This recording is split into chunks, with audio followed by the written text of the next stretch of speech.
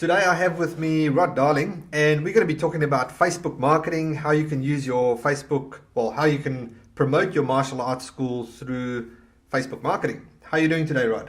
Yeah, good. Thanks, mate. How are you? Good, good. So just before we get into all the meaty stuff, just a bit of a background. Who's Rod Darling? Uh, Me, pretty much. I've been in the martial arts industry for.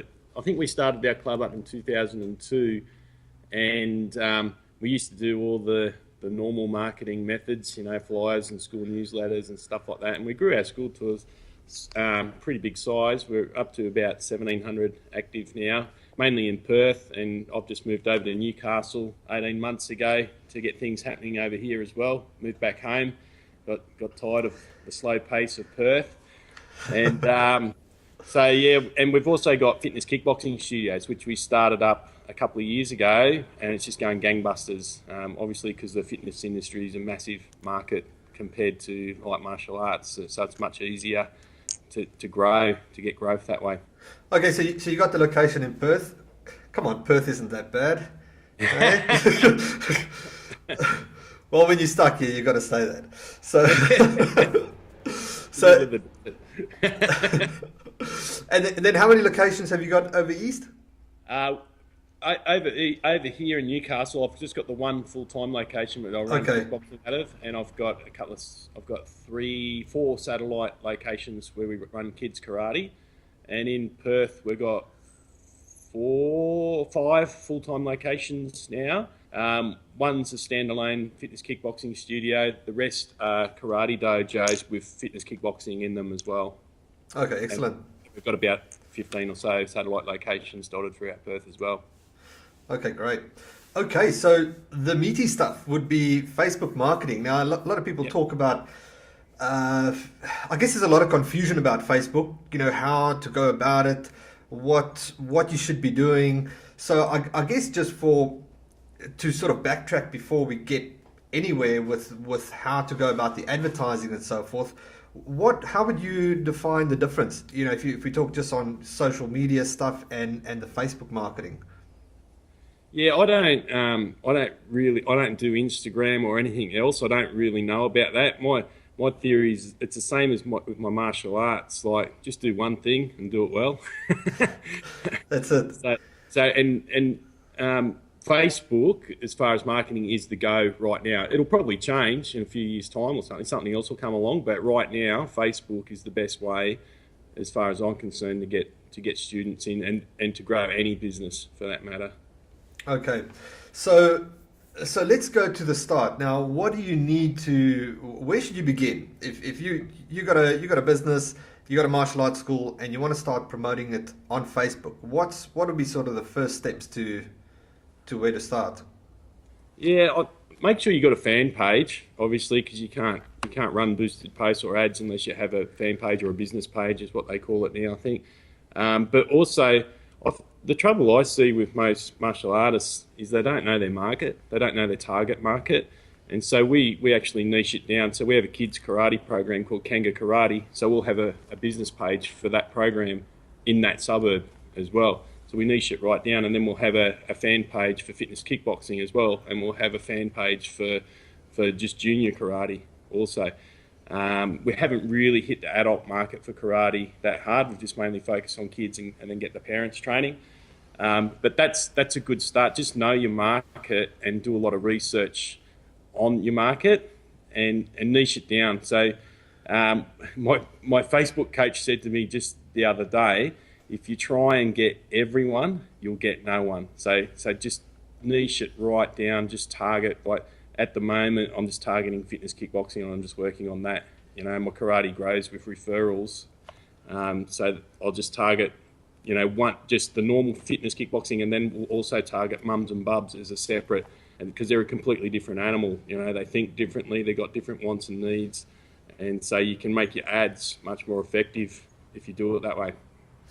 Okay, so that brings up something interesting because most martial arts schools will have several programs. They'll all under the one roof. They'll offer jiu-jitsu, they'll offer maybe karate, they'll offer Muay Thai, and Yeah. these are all And then, of course, the kids program. So with all of those segments, you're talking a different language as you would when you see them face to face. So you actually go and create separate pages for those markets? Yeah, so like for instance in Perth, like because our main focus is Kanga Karate, our kids karate program. So we have a fan page for each location, even the little satellite locations, and that way, if you do an ad for that location, they can see, because through Google Maps and where the address is of your location, it comes up on that fan page as well, and you can target people in those suburbs a lot easier, and it's local. Yeah, that's a good point. I guess there could be a way to go about that on a different way, where if you just had the one fan page, and then it'll probably be a conversation way beyond this call, but that you would really be specific with your ads on how you're going to target the market, which is probably, I think we're probably going to go way beyond that conversation at this point. Yeah, you could have a fan page for each program, and have all your locations included in that fan page. Like, it's just the way that we do it, because we're like a franchise setup, and we leave the fan page up to control to that franchisee. So it's up to him to run his own ads.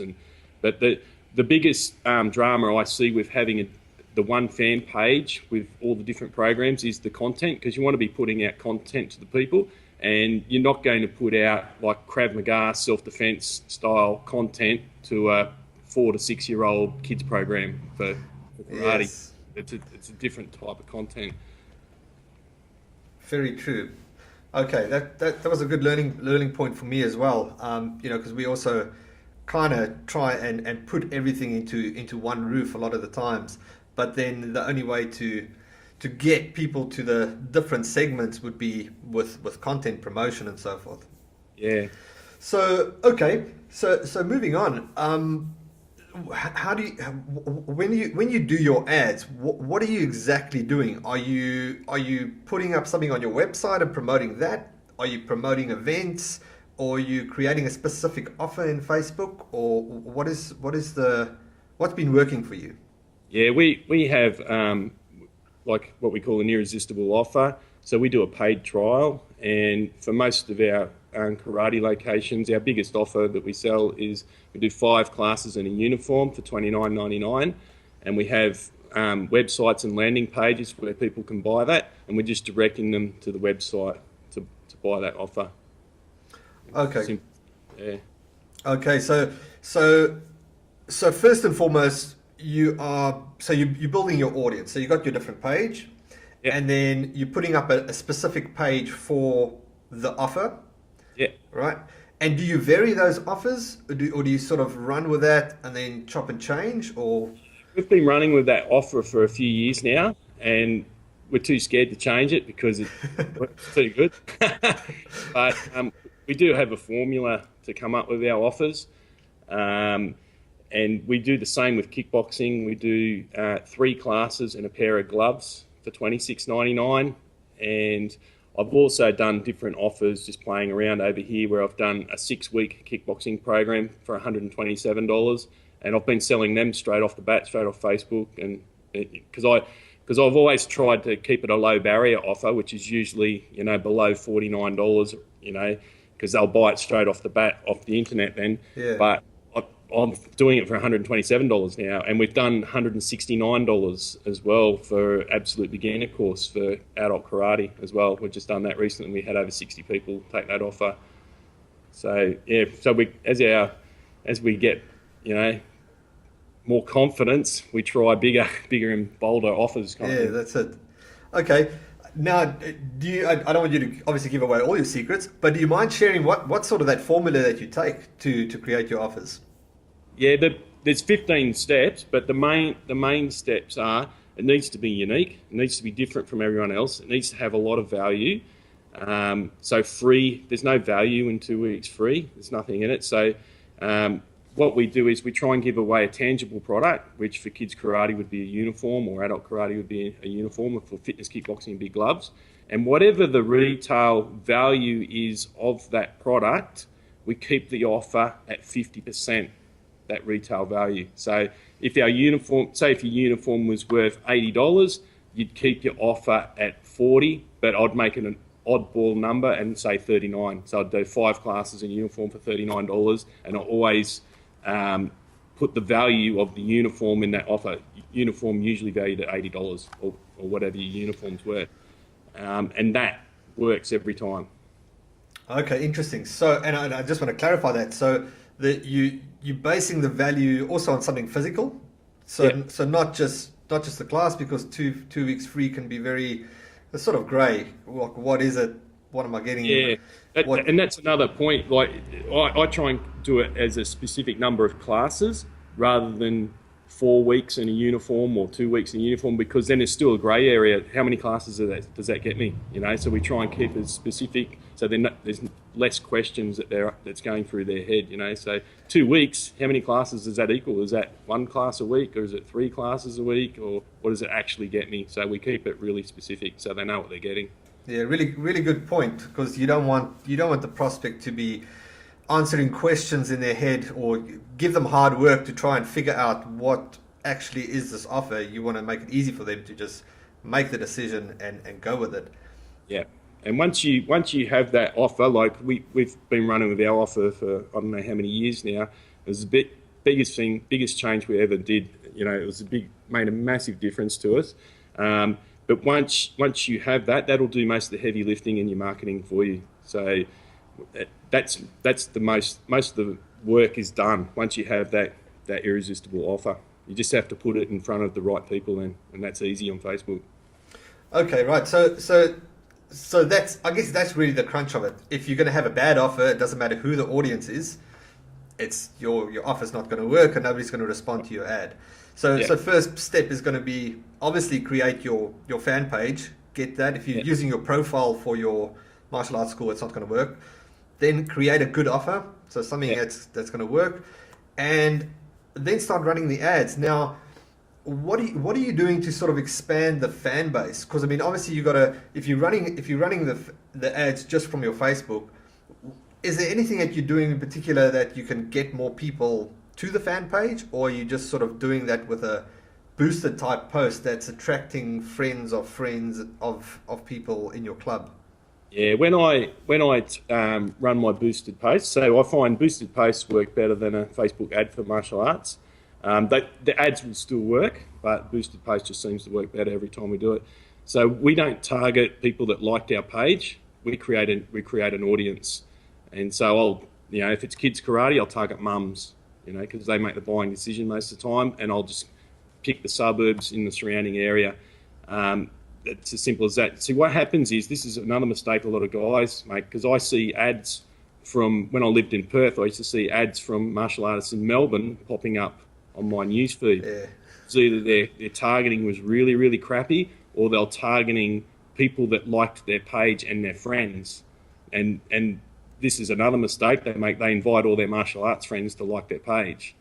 And so we get likes just from running those boosted posts. People will like your page anyway. And what you can do is you can actually invite them. Once they've liked your post or commented on your post, you can go through and invite them to like your page. So we're getting likes like that. So I don't really run posts to get likes. I just do it to sell my web special. Right.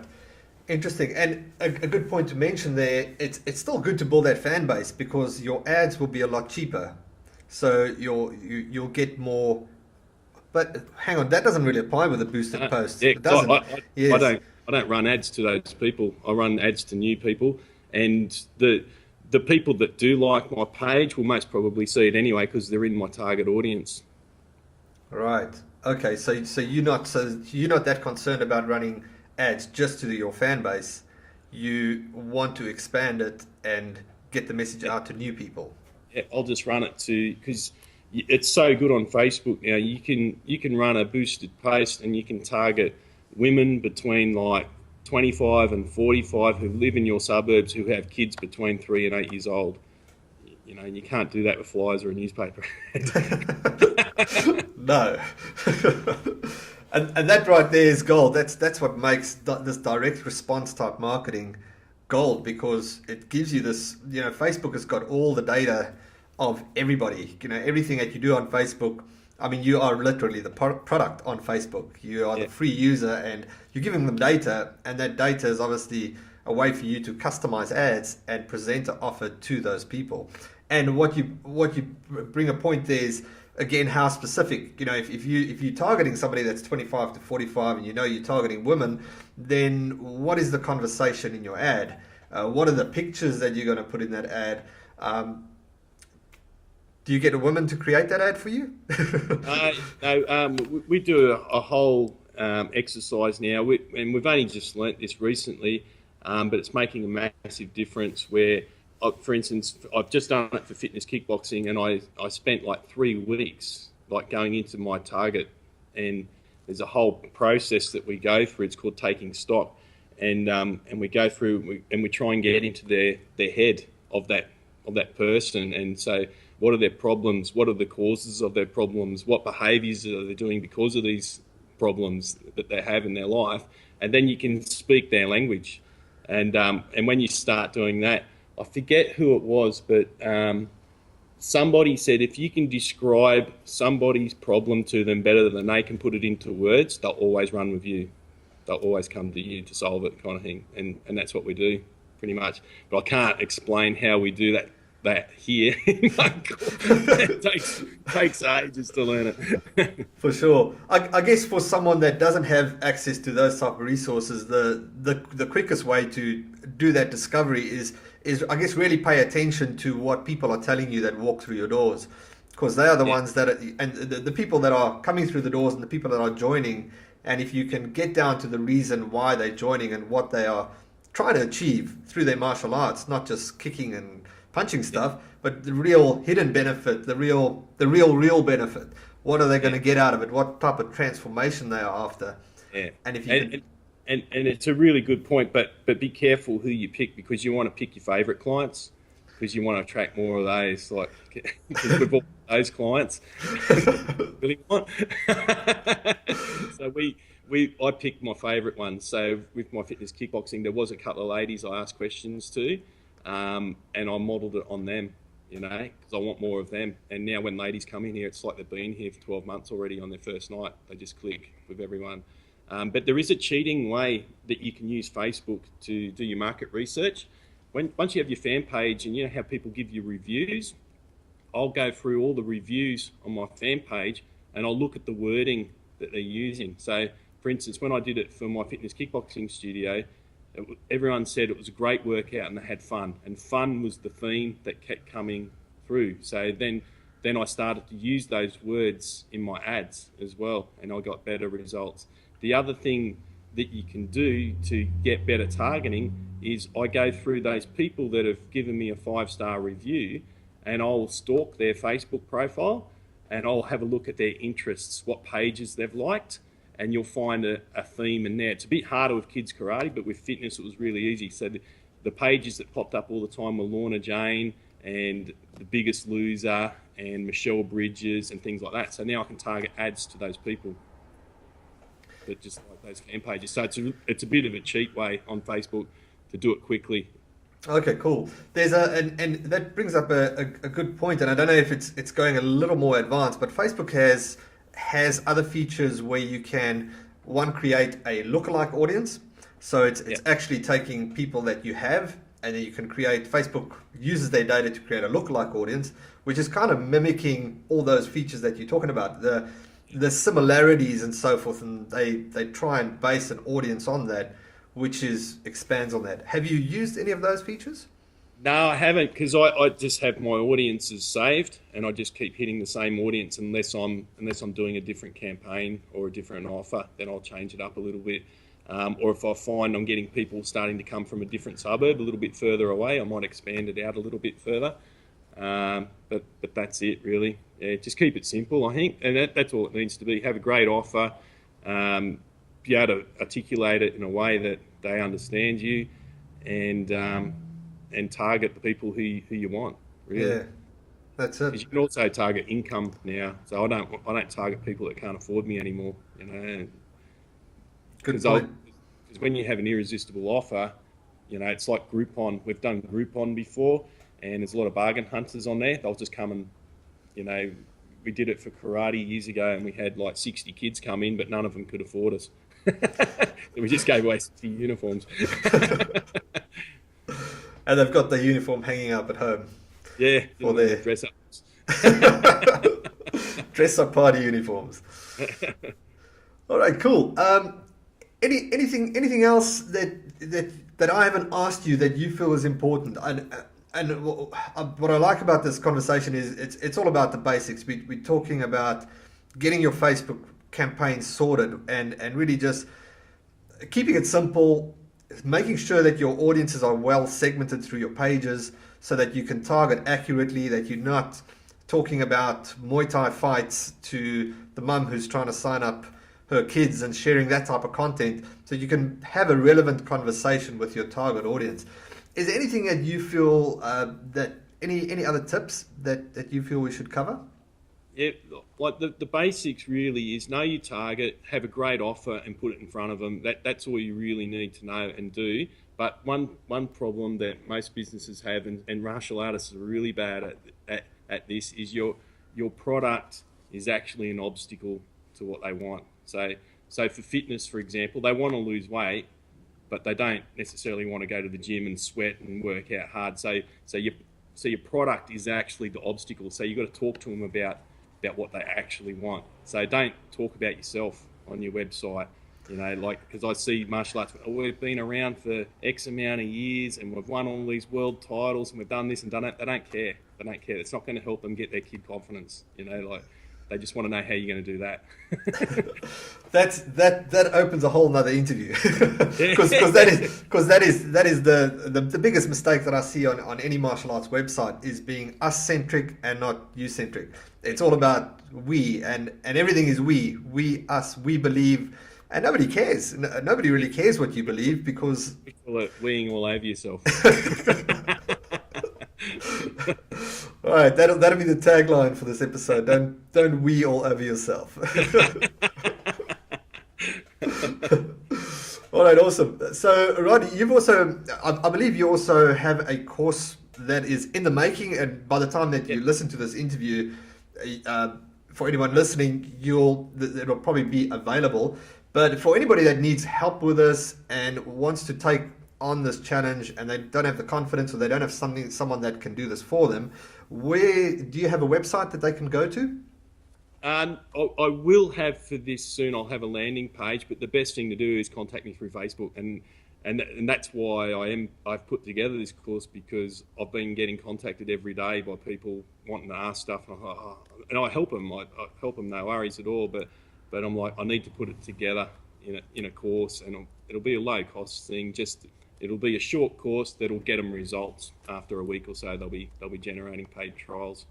All right, awesome. So just contact Rod Darling through Facebook, and once the course is live, we will have it in the show notes, so it will be available on this episode. So that'll be at martialartsmedia.com/5. So that's it.